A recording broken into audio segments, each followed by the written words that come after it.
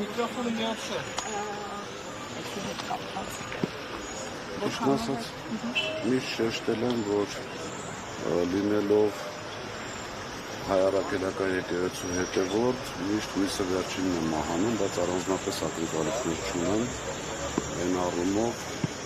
ինչպես նախորդ անգամներ, այս անգամ էլ որևիցե իրավական,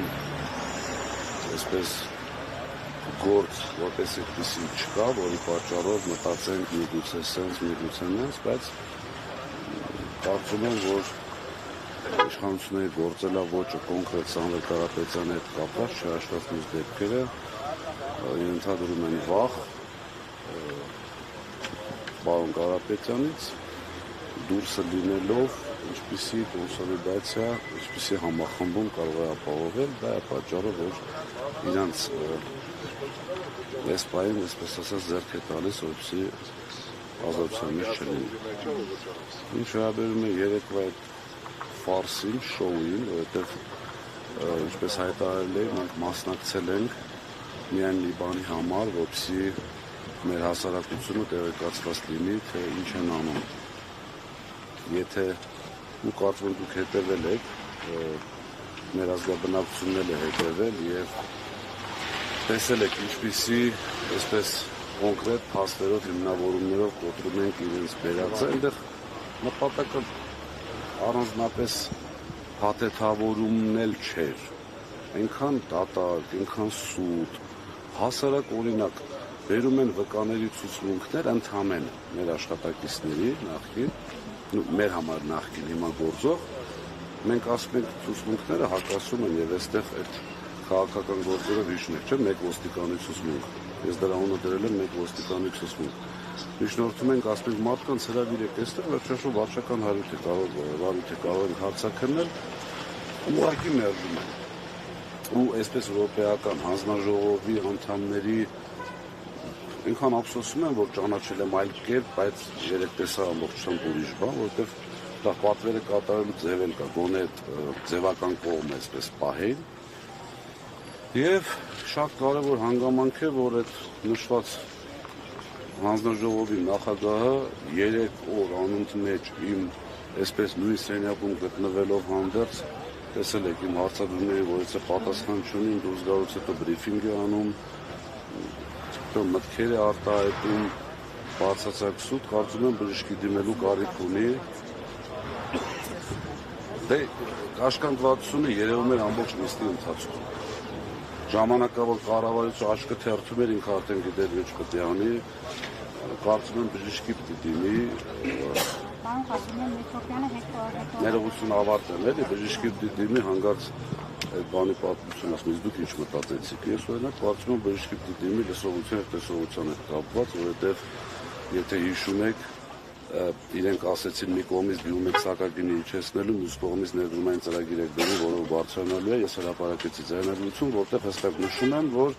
մեր շահույթի հաշվին։ Երեք լուրից ինքը հայտարարում է նույն բանը։ Ես երևի նեղ մասնագետներ պետք է զբաղվեն այդ մարդկանցով, էլի որ ինչպես կարելի է ասենք, լինելով ձայնագրությունը կա, դու այդտեղ եղել ես, գիտես ամբողջությամբ, եւ նաեւ այդ թվաբանական մանիպուլյացիան նորից։ Չեմ հավատում, որ անգրագետ են, ուղղակի այդպես ասել են, այդպես շարունակում են ասել, պարզ հաշվարկ գոյություն ունի, 3.6 միլիարդը բաժանում ես մոտավորապես 1.2 միլիարդ այդ ժամանակվա բնակության թվին, անում է 3 դրամ, չգիտեմ, այլ այսպես գիտություն հորինված չի այլ հաշվարկում։ Տեսեք, երեք Մեսրոպյանը հայտարարեց, որ առաջիկա 3 ամիսներին պետությունը սեփականատիրոջ կամ հետ տնօրենների խորհրդի հետ կսկսի բանակցել գույքի սեփականության իրավունքի հարց փոխանցման վերաբերյալ հարցը, ու եթե այդ 3 ամսվա ընթացքում կողմերը չգան համաձայնության, ապա պետությունը կարող է գերակա շահի իրավունքում վերցնել սեփականության իրավունքը։ Այս հայտարարության զամանդրադառնալով ու ինչ է պատասխանում։ Ճիշտ ասած, ես լրագրողներով զարմացած եմ, գիտեք ձեզ ոնց եմ ընդունում, ոնց եմ հարգում, կարծում եմ դա փոխադարձ է, որովհետև միշտ ասել եմ մենք ձեզանից եմ վախենում, ոչ Աստծուց, ոչ մեկից չկրկնվեմ, բայց օրինակ այդտեղ մի հատ հարց պետք է հնչեցնեիք, լավ, բա ինչ եղավ են ազգայնացումը։ Չէ, ի սկզբանե ինչ էր ասվում։ Ազգայնացնելու ենք։ Իրենց քաղաքական, այսպես ղեկավարի շուրթերով։ Նախ առաջին այդ ազգայնացումը ինչ եղավ, այսինքն մեր հայրենակիցները պետք է հասկանան, որ դա ընդհանրապես հերթական սուտն է, եւ երկրորդը այն սցենարը, որը որ օրենքով նախատեսված էր, այսինքն ինչ է կատարվելու, առաջարկ են անելու, սեփականատերը համաձայնելու դեպքում գործարքը կատարվելու, չհամաձայնելու դեպքում աշխատելու գերակաշարի վերաբերյալ օրենքը։ Գերակաշարի օրենքը ենթադրում է միջազգային անկախ գնահատող գումարած 15%, այսինքն այդ գնահատականի գումարած 15% այդ արժեքից, որը վճարվելու է սեփականատիրոջը։ Հիմա նախ առաջինը իմ համար այն ժամանակվանից արդեն պարզ է, որ ճգնաժամ գոյություն չունի, կարծում եմ բոլորը հասկացան, որ հեծում ճգնաժամ չկար, հիմա է ճգնաժամը սկսում, եթե չի սկսել արդեն,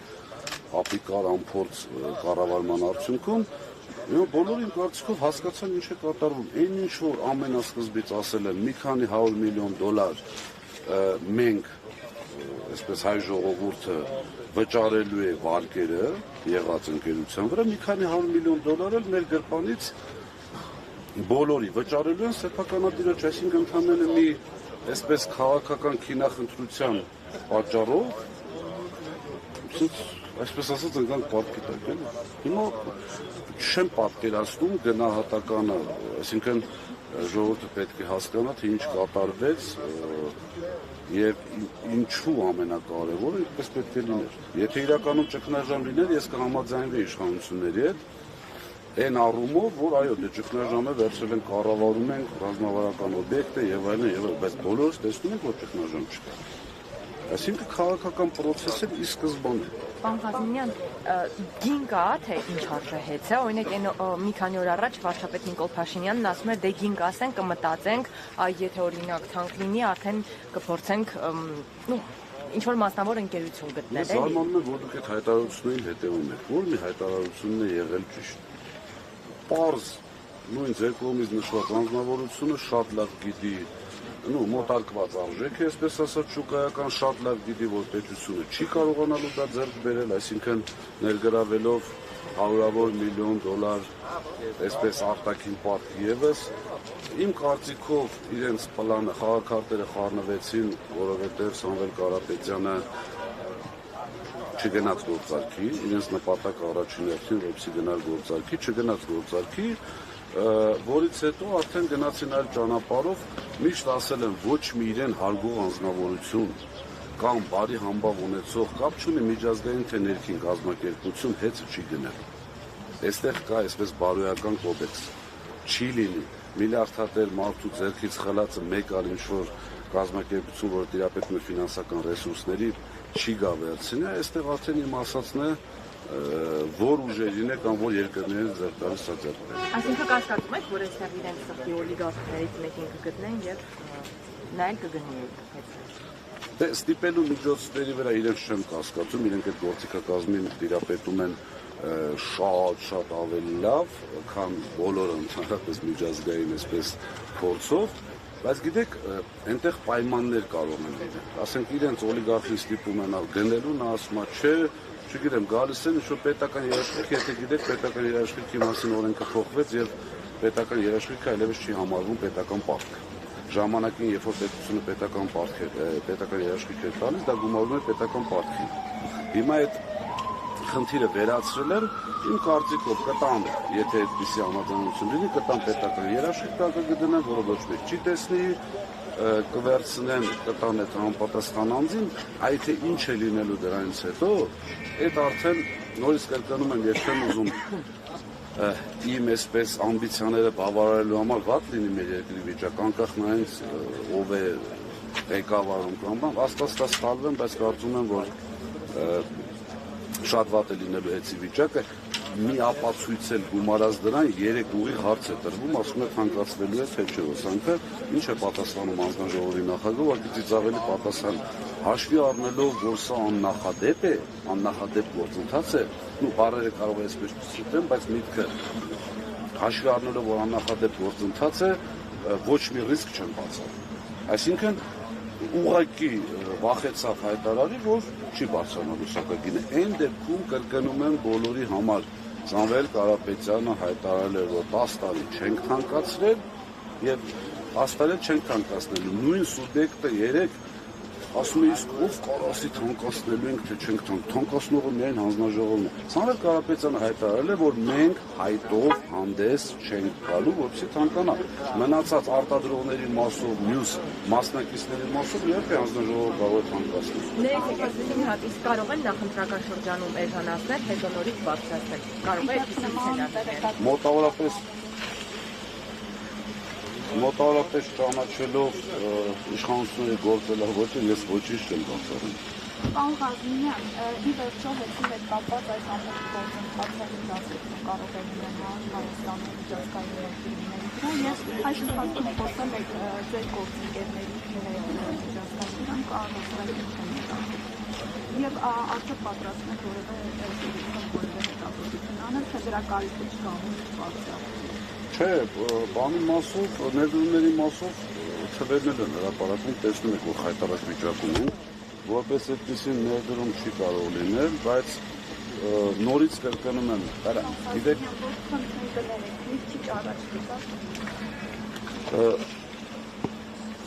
յուրաքանչյուր նորմալ մարդկանց կամ կազմակերպությունների դեպքում աշխատում է տրամաբանությունը, ճիշտ է, նա եկեք իրար տրամաբանենք։ Կա շատ մեծ ընկերություն, որ ունի եւ աշխատանքային փորձ եւ այնպիսի աշխատակիցներ, որոնք կարողանում են յուրաքանչյուր տեղ ներդրում անելուց առաջ, չէ՞, ստուգել է դեպի հարկային դաշտը, պետական օրենքներ, ամեն ինչը։ Հիմա պատկերացրեք, ինչ որ մեկն ուզում է Հայաստանում ներդրում անել։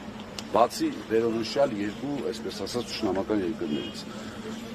Գալիս են այստեղ ուսումնասիրում են, տեսնում են, որ կա մի գործարար, որը հեծստանանքացման եզրին եկավ վերցրեց, խնդրանքով եւ այլ, այսպես կանգնացրեց ոտքի, հետո հասկացավ, որ իր պետությունը գնում է կործանման եւ եկեղեցու հետ կապված պաշտպանության հայտարարությունը եղավ, որի արդյունքում, այսպես արագացված եմ ասում, արդյունքում այդ ակտիվը խլեցին։ Հիմա ես հարցը ձեզ եմ տալի, դուք պատասխանեք։ Որևէ միջազգային ներդրող, ելնի դա անց թե կազմակերպություն, այդ ամեն ինչը տեսնելով ներդրում կանի։ Բնականաբար չի անել։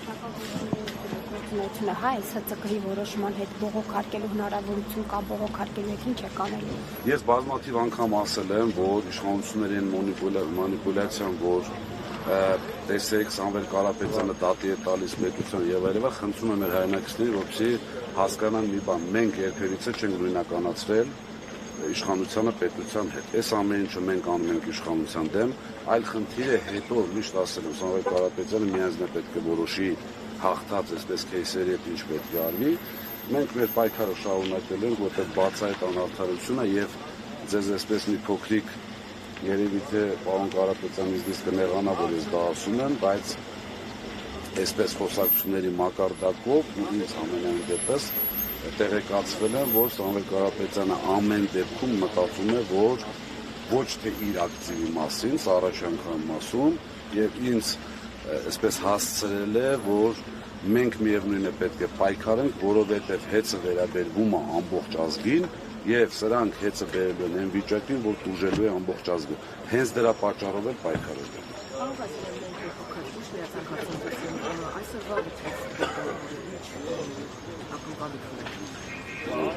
Չունեմ ակնկալիք, բայց շատ կուզենամ սպասել։ Որ լրատվամիջոցները, որ էտել չի, դե պարզ չի, կարող ժամանակագրությունն են խառնել։ Ինձ թվում է պարզ է, ինչ է կատարվել։